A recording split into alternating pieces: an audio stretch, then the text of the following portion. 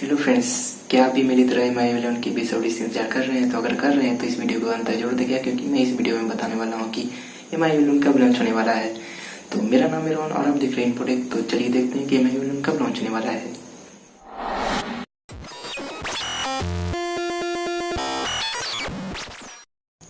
Xiaomi अपने आने वाले नए इवेंट जो कि 24 सितंबर को होने वाला है, जो बीजिंग शहर में होगा, जो कि चाइना की राजधानी है, इसमें वह MI9 Pro और MI Mix 5G दो स्मार्टफोन लॉन्च करने वाले हैं और साथ साथ टीवी भी एक लॉन्च होगा। तो इसी के साथ MIUI 11 लॉन्च होने वाला है।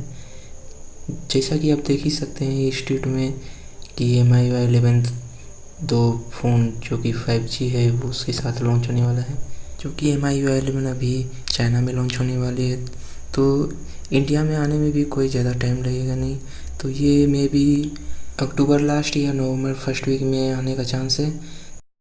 आशा करता हूँ कि ये वीडियो आपको जरूर पसंद है, तो इस वीडियो को लाइक और शेयर जरूर करें। और अगर आप मेरे चैनल पर नए हैं और इसी तरह के अपडेट्स आपको चाहिए तो मेरे चैनल को सब्सक्राइब करना ना भूलें और बेल आइकन को भी जरूर दबाइएगा, जिससे कि समय समय पर आपको इसी तरह के अपडेट्स मिलती रहे।